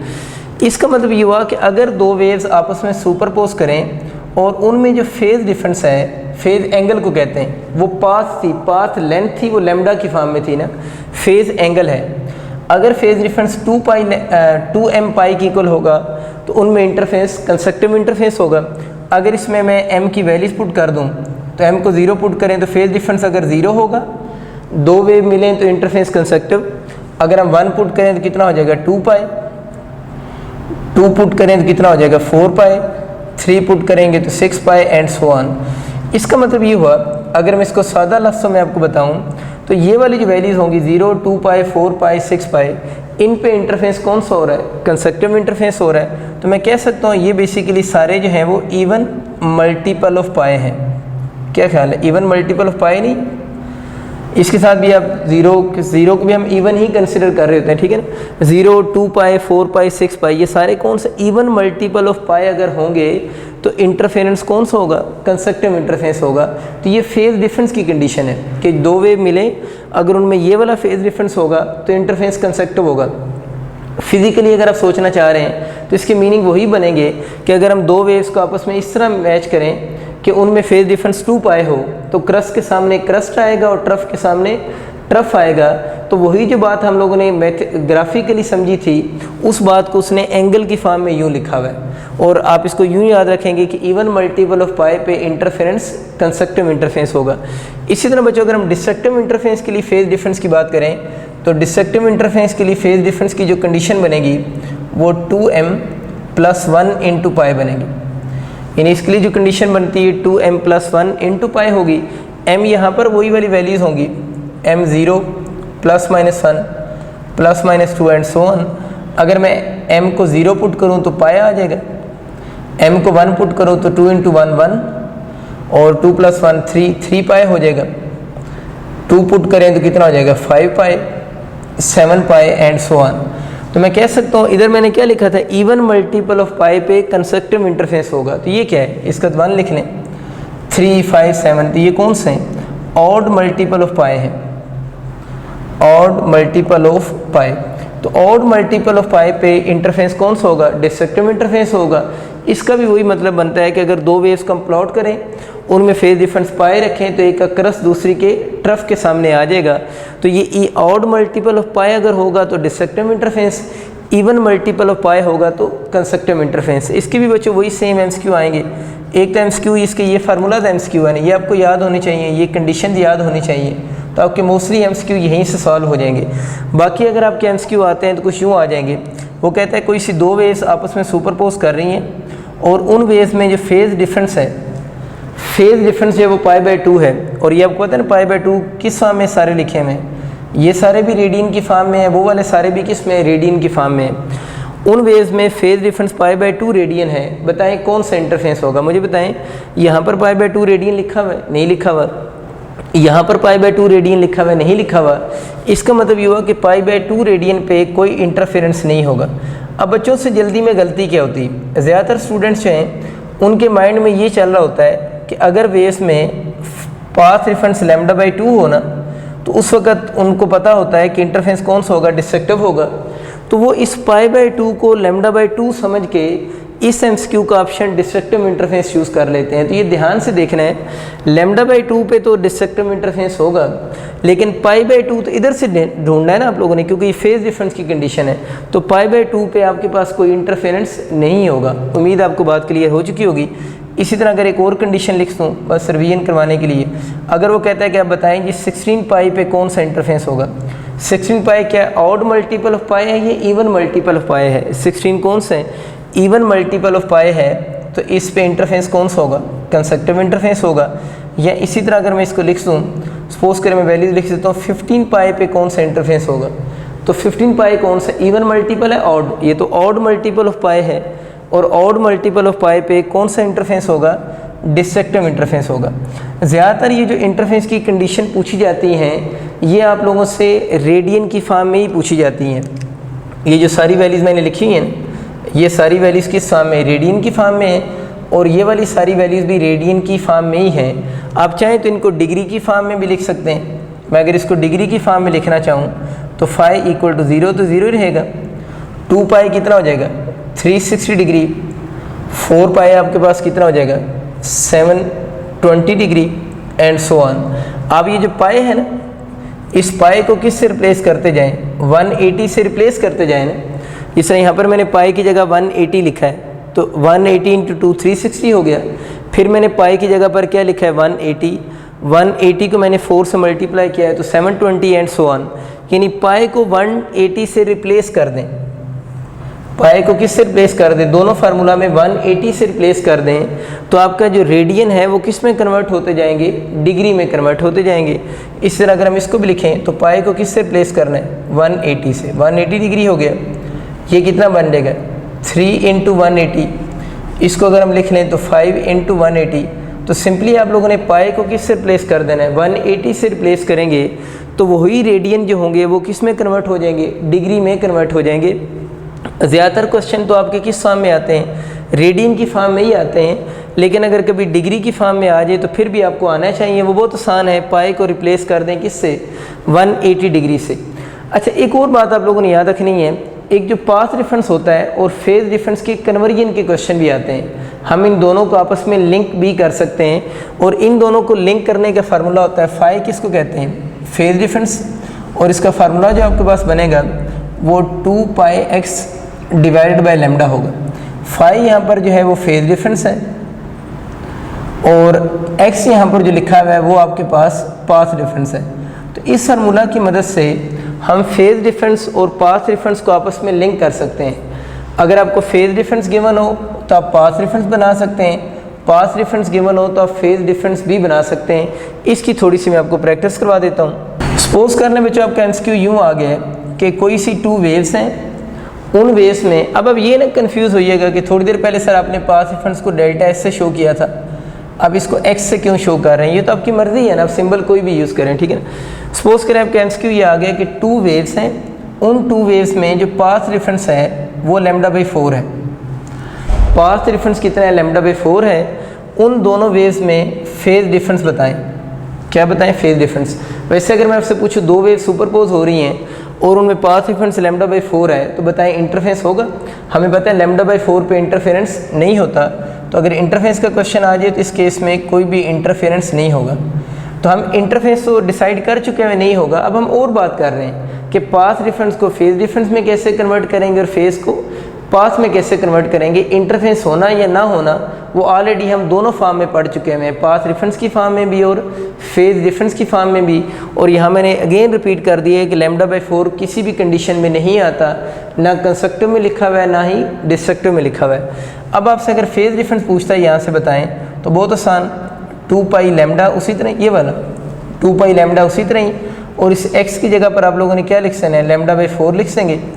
x को जब लैम्डा बाई 4 लिखा है तो ये लैम्डा इस लैम्डा से कैंसिल, 2 इस 4 से कैंसिल, तो फाई जो आप लोगों के पास बन जाएगा वो पाई बाई 2 रेडियन हो जाएगा। और आपको बताया पाई को अगर हम 180 से रिप्लेस कर दें तो डिग्री में भी कन्वर्ट हो सकता है, तो पाई को 180 से रिप्लेस करें तो आंसर डिग्री में चला जाएगा, तो कितने डिग्री बन जाएगा 90 डिग्री। तो दोनों तरह से मैंने इसको शो कर दिया, रेडियन की फॉर्म में भी और डिग्री की फॉर्म में भी। तो कोई भी आपको पास रेफरेंस इस तरह का गिवन हो लैम्डा की फॉर्म में, अब आप उसको फेज डिफरेंस में कन्वर्ट कर सकते हैं। या अगर आपका कोई ऐसा क्वेश्चन आ जाता है जिसमें आपको फेज डिफरेंस गिवन है, सपोज करें आपको फेज डिफरेंस जो है वो पाई बाई 4 चले गिवन है, पाई बाई 4 रेडियन गिवन है, पाई बाई 4 रेडियन आपको फेज डिफरेंस गिवन है और आपसे कहते हैं इसको पाथ डिफरेंस में कन्वर्ट करें, तो आप इसी फार्मूले में वैल्यूज पुट करो, फाई की जगह पर उसकी वैल्यू पुट कर दो। फाई की वैल्यू कितनी है, pi by 4 is equal to 2 pi lambda into x. अब हमें एक्स कैलकुलेट करके देना है ना उससे, तो पाई की आप लोगों ने वैल्यू यहाँ पुट कर दी। अब ये वाला पाई इस पाई से कैंसिल हो जाएगा, हमें एक्स चाहिए, एक्स को सब्जेक्ट बना लें, यानी उसको उसी साइड पर रहने दें। लैम्डा ऊपर चला जाएगा, 2 नीचे आ जाएगा, तो लैम्डा ये ऊपर चला गया, 2 आकर 4 से मल्टीप्लाई होगा तो लैम्डा बाई 8 हो जाएगा। तो अगर दो वेव्स में phase difference pi by 4 radian हो तो उनमें जो पाथ डिफरेंस बनेगा वो लैम्डा बाई 8 होगा। तो इस तरह बच्चों फेज को पाथ में और पाथ को किस में, फेज में इजीली कन्वर्ट कर सकते हैं। जिस तरह मैंने आपको एक सिंपल सा शॉर्टकट याद करवाया है कि पाई को आप 180 से रिप्लेस कर सकते हैं जब आप रेडियन से किस में जा रहे हो, डिग्री में जा रहे हो। इस पाथ और फेज के बारे में भी याद रखना, इसका जो लैम्डा होता है ना उसको आप किस से रिप्लेस कर सकते हैं, 2 पाई रेडियन से, या लैम्डा को आप 360 डिग्री से भी रिप्लेस कर सकते हैं। अगर आप डायरेक्ट भी कभी लिखना चाह रहे हो तो लैम्डा को हम 2 पाई रेडियन से रिप्लेस कर सकते हैं और लैम्डा को या फिर हम 360 डिग्री से भी क्या कर सकते हैं, रिप्लेस कर सकते हैं। अगर हम पास से किस में जाना चाह रहे हो, फेज डिफरेंस में जाना चाह रहे हो, या अगर आप फेज से पास में आना चाह रहे हैं तो आपको अगर कहीं पर 2 पाई रेडियन या 360 डिग्री नज़र आता है तो उसकी जगह पर आप डायरेक्ट लैम्डा भी लिख सकते हैं। ये तो शॉर्टकट था, लेकिन आप इसी फार्मूले को बेसिक माइंड में रखें, कोई भी वैल्यू आ जाए इस फार्मूला में पुट करके हम पाथ को फेज में और फेज को पाथ में ईजिली कन्वर्ट कर सकते हैं। अभी थोड़ी देर पहले बच्चों हम बात कर रहे थे कि कंस्ट्रक्टिव इंटरफेस में रिजल्टेंट वेव का जो एम्पलीट्यूड होगा ना वो हम कैसे कैलकुलेट करेंगे कि उन दोनों वेव्स के इंडिविजुअल एम्पलीट्यूड को सम कर देंगे तो रिजल्टेंट वेव का एम्पलीट्यूड आ जाएगा और इस केस के अंदर रिजल्टेंट वेव का एम्पलीट्यूड मैक्सिमम होगा। तो कंस्ट्रक्टिव इंटरफेस में हम इस फार्मूला को यूज़ करके रिजल्टेंट वेव का एम्पलीट्यूड कैलकुलेट कर सकते हैं। वाई की फॉर्म में लिखें या ए की फॉर्म में लिखें, इससे कोई फ़र्क नहीं पड़ता।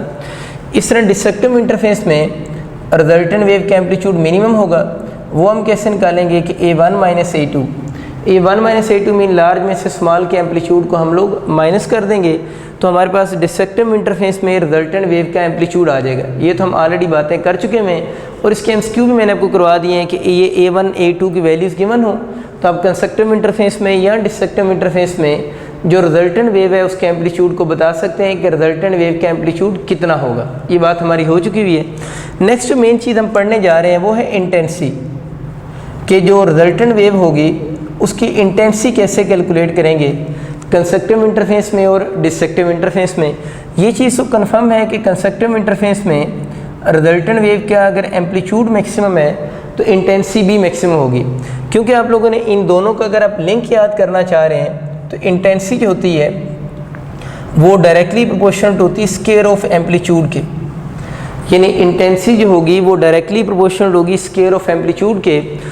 आप लोगों ने ये याद रखना है, ये वाली जो बात हम कर रहे हैं ये क्लासिकल फिजिक्स के अकॉर्डिंग है, ठीक है। ये जो सारी बातें हो रही हैं, ये जो हम चैप्टर पढ़ रहे हैं क्लासिकल फिजिक्स का है। क्लासिकल फिजिक्स में इंटेंसिटी ऑफ वेव का डायरेक्ट रिलेशन होगा उसके स्केयर ऑफ एम्पलीट्यूड के साथ। मॉडर्न फिजिक्स में तो आपको पता है इंटेंसिटी की मीनिंग ही डिफरेंट है, तो वहाँ पर तो intensity basically number of particle बन जाते हैं ना मॉडर्न फिजिक्स के अंदर, लेकिन ये क्लासिकल फिजिक्स है।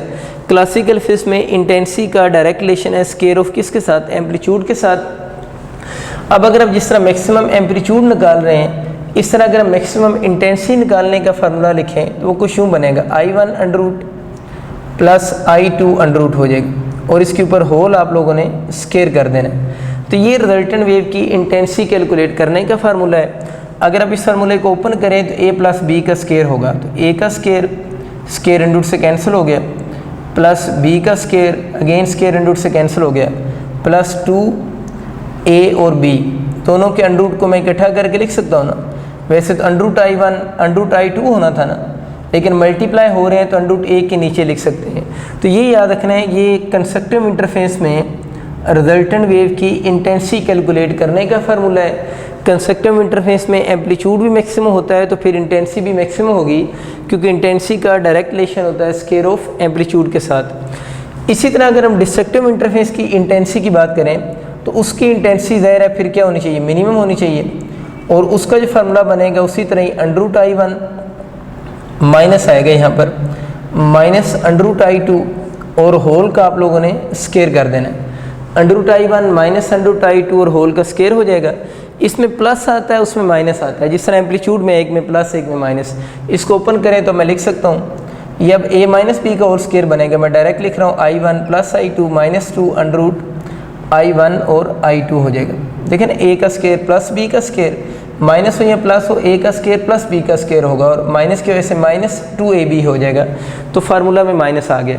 तो ये बच्चों आप लोगों ने याद रखना है कि अगर इनसे रिलेटेड कोई MCQ आ जाए तो हम उसको ईजिली सॉल्व कर सकते हैं, आइदर वो इंटेंसिटी के हों या वो आप लोगों के पास एम्पलीट्यूड के हों।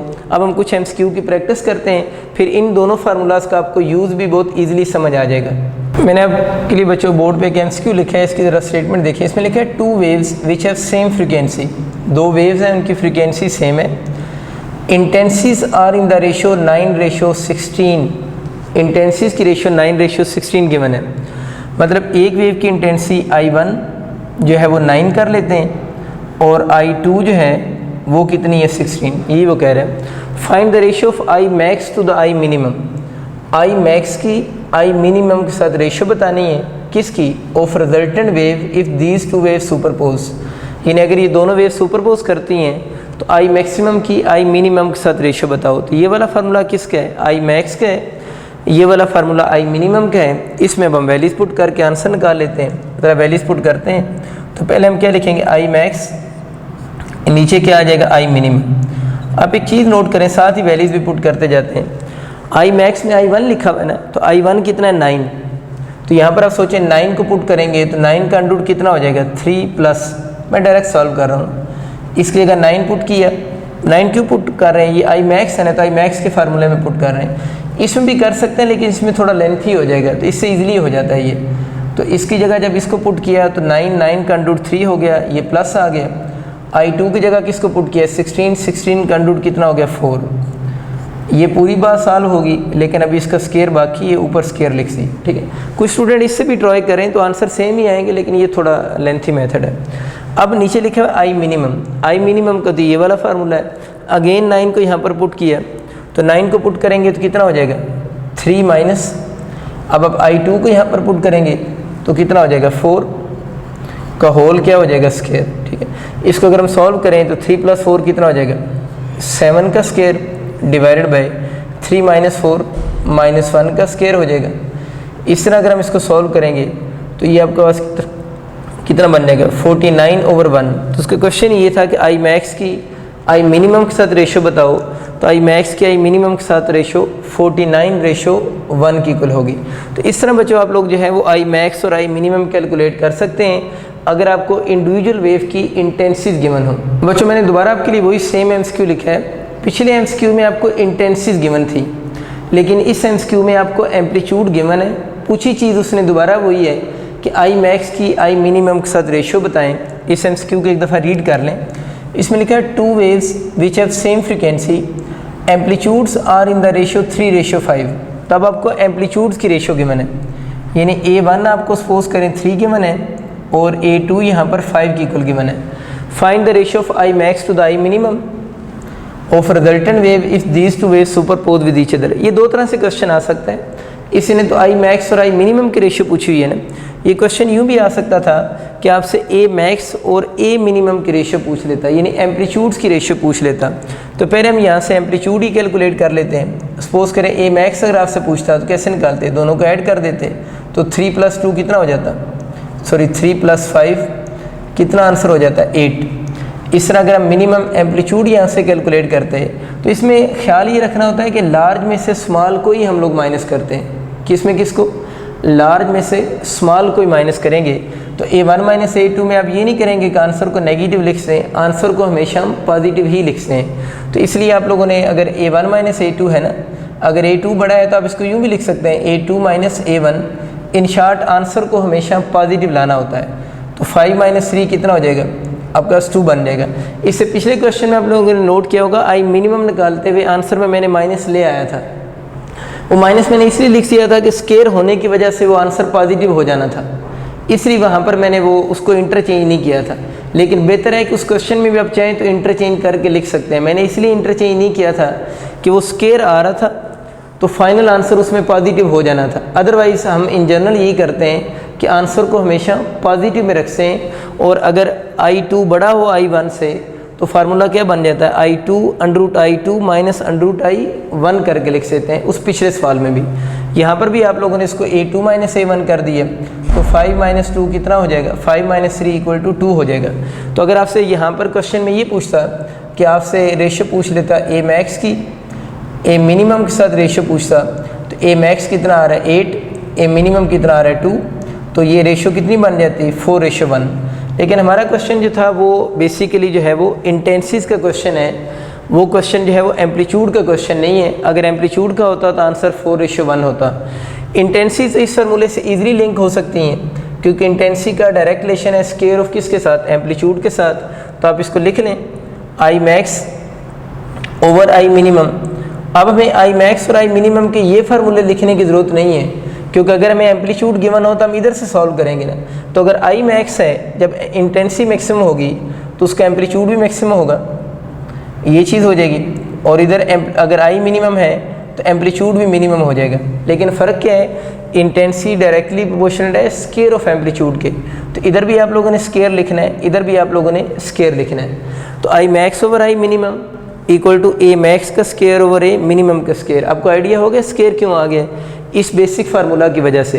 तो अब मुझे ये बताओ ना, आप लोगों ने आई मैक्स कितना निकाला हुआ है, आई मैक्स आप लोगों के पास आ रहा था 8 का स्केयर हो जाएगा डिवाइडेड बाय आई मिनिमम जो आप लोगों ने निकाला हुआ है वो किसका स्केयर है, 2 का स्केयर हो जाएगा।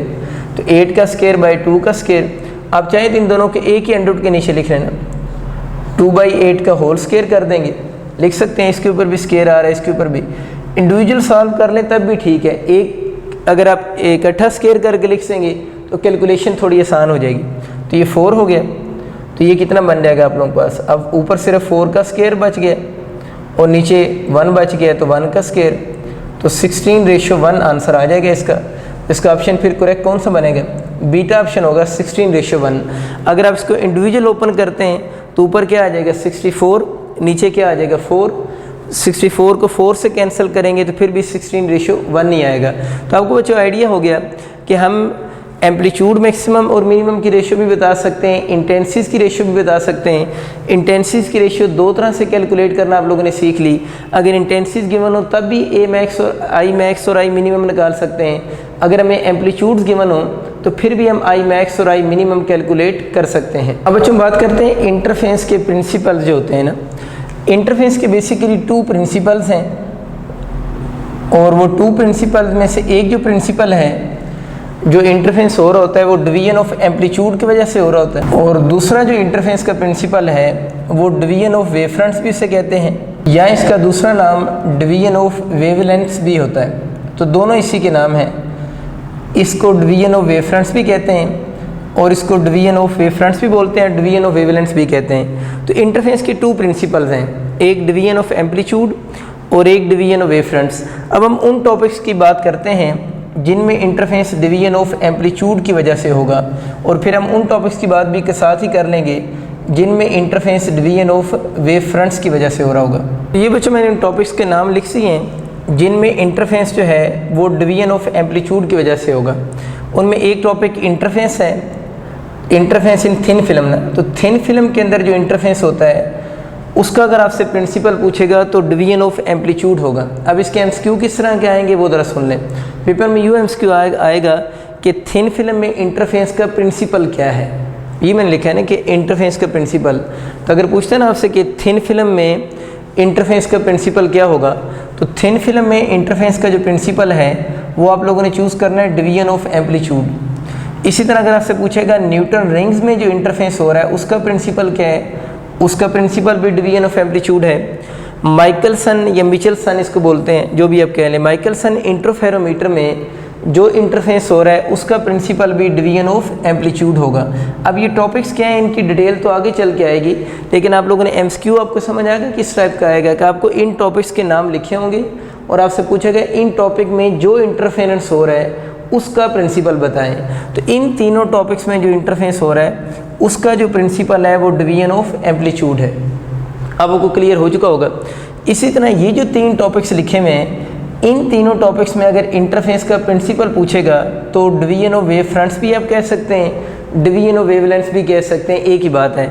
इनमें से यंग डबल स्लिट एक्सपेरिमेंट तो हमारी बुक में है, तो यंग डबल स्लिट एक्सपेरिमेंट में जो इंटरफेस होगा उसका प्रिंसिपल पूछेगा तो डिवीजन ऑफ वेव फ्रंट्स या डिवीजन ऑफ वेवलेंथ होगा।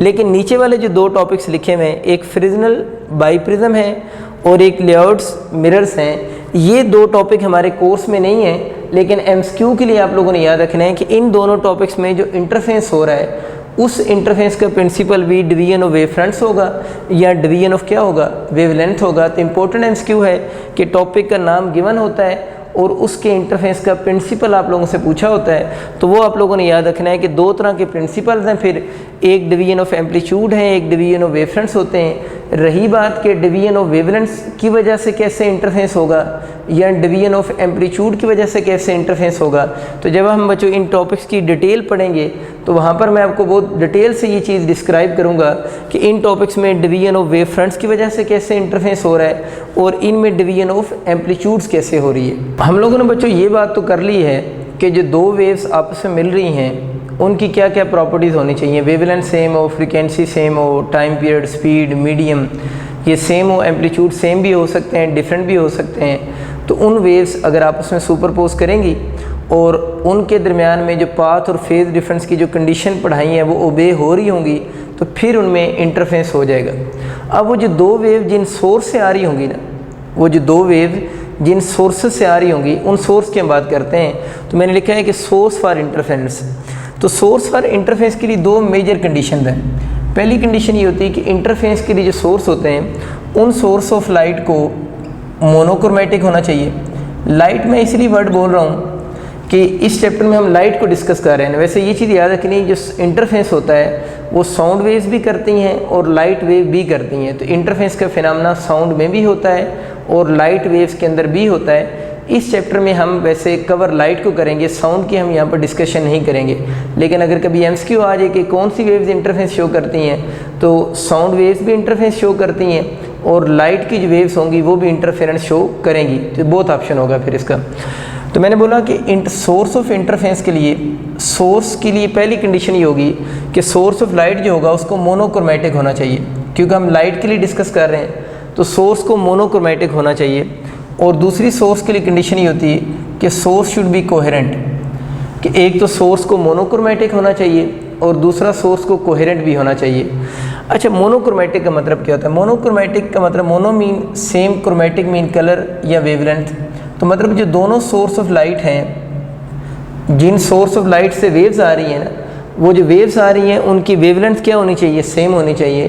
तो वेवलेंथ सेम को हम क्या बोलते हैं? मोनोक्रोमेटिक कहते हैं। इसको सेम वेवलेंथ भी कहते हैं या इसको सिंगल वेवलेंथ भी कहते हैं। सेम वेवलेंथ या इसको बोल रहे होते हैं सिंगल वेवलेंथ होनी चाहिए, यानी दोनों सोर्स ऑफ लाइट से सेम या सिंगल वेवलेंथ आनी चाहिए। यानी एक से अगर येलो लाइट आ रही है तो दूसरे से भी येलो लाइट ही आए, तो वो जो दोनों सोर्स होंगे उन दोनों सोर्स को हम मोनोक्रोमेटिक सोर्स ऑफ लाइट कहेंगे।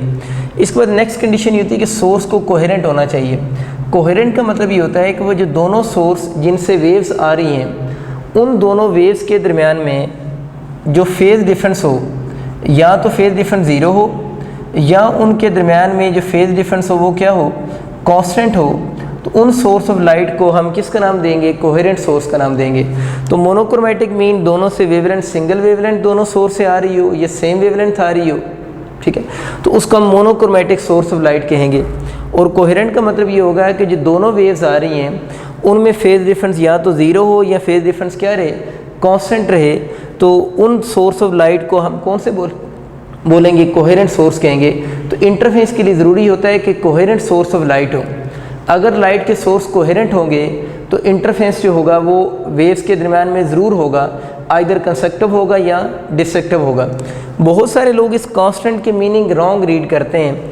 मैं इस बात को थोड़ा एक्सप्लेन कर देता हूँ। मतलब अगर मैं आपसे ये बोलूँ कि दो वेव्स हैं, उनमें जो फेज़ का डिफरेंस है वो π/2 रेडियन है, तो बताएं इन सोर्स ऑफ लाइट को मैं कोहेरेंट सोर्स कहूँगा? क्योंकि ये बात आप कंफर्म हो चुकी है कि अगर हम बोलेंगे ना कोहेरेंट सोर्स है तो उनमें क्या होगा, इंटरफेरेंस हो जाएगा। अगर कोहेरेंट सोर्स नहीं होगा तो इंटरफेरेंस नहीं होगा। अब मैं कह रहा हूँ कि जो दोनों सोर्स से वेव्स आ रही हैं, उन वेव्स के दरमियान में अगर फेज़ डिफरेंस π/2 रेडियन हो तो बताएं वो कोहेरेंट सोर्स होगा ही नहीं होगा।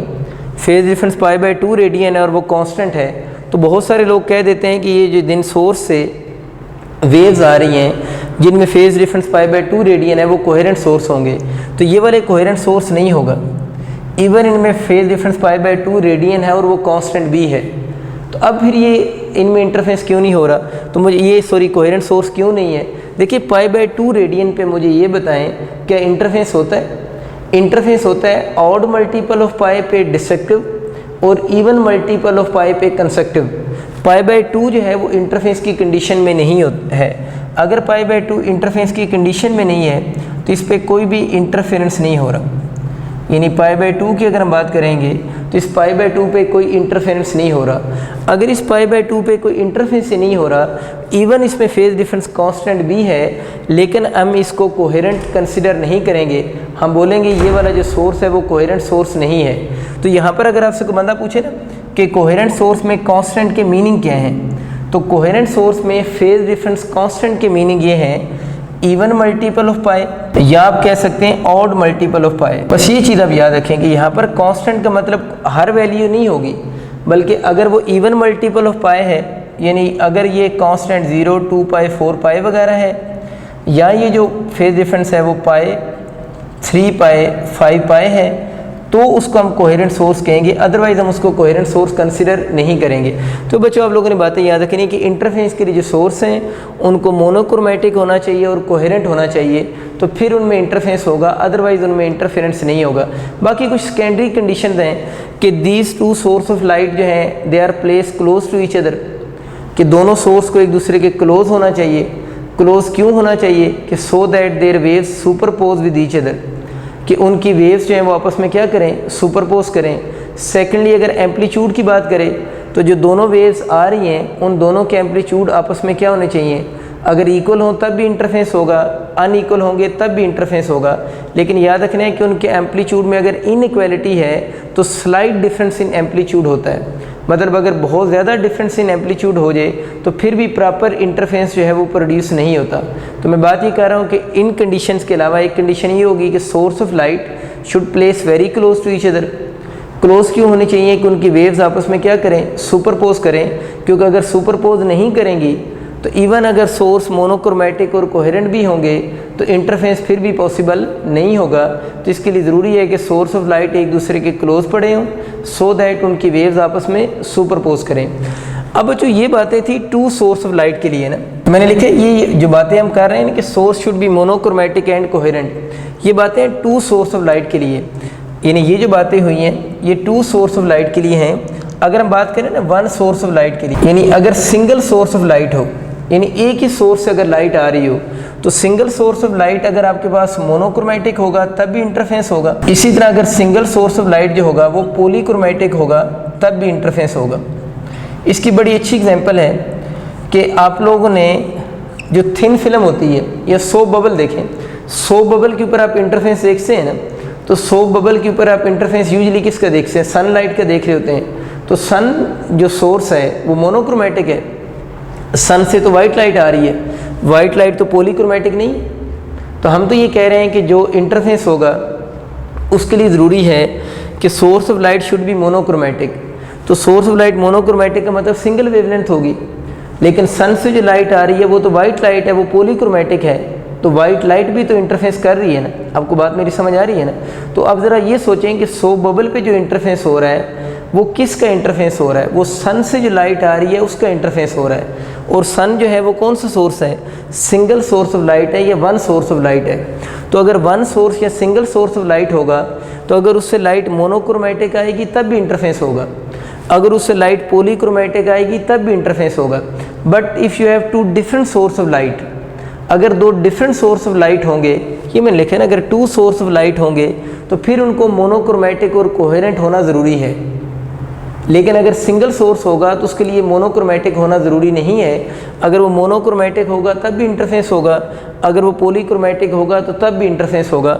और एक और बात, जो सिंगल सोर्स होता है, सिंगल सोर्स लिख लें या वन सोर्स लिख लें, बात एक ही है। सिंगल सोर्स या वन सोर्स ऑफ लाइट जो होता है वो ऑलवेज कोहेरेंट भी होता है, यानी जो सिंगल सोर्स ऑफ लाइट होता है वो ऑलवेज क्या होता है, कोहेरेंट भी होता है। तो इसका मतलब ये कि सिंगल सोर्स का इंटरफेस प्रोड्यूस करना ज़्यादा आसान है एज़ कम्पेयर टू अगर आप two different source of light use करें, क्योंकि सिंगल सोर्स में आपके पास एडवांटेजेस बढ़ जाते हैं। सिंगल सोर्स मोनोक्रोमेटिक हो या पॉलीक्रोमेटिक हो तब भी इंटरफेस होगा, और सिंगल सोर्स आपका ऑलवेज क्या होता है, कोहेरेंट भी होता है। तो two different source of light के लिए ये दो कंडीशन हैं, लेकिन वन सोर्स के लिए मोनोक्रोमेटिक होना नेसेसरी नहीं होता। मोनोक्रोमेटिक हो या ना हो फिर भी इंटरफेस पॉसिबल होगा। आप सबका बहुत शुक्रिया। अल्लाह हाफ़िज़।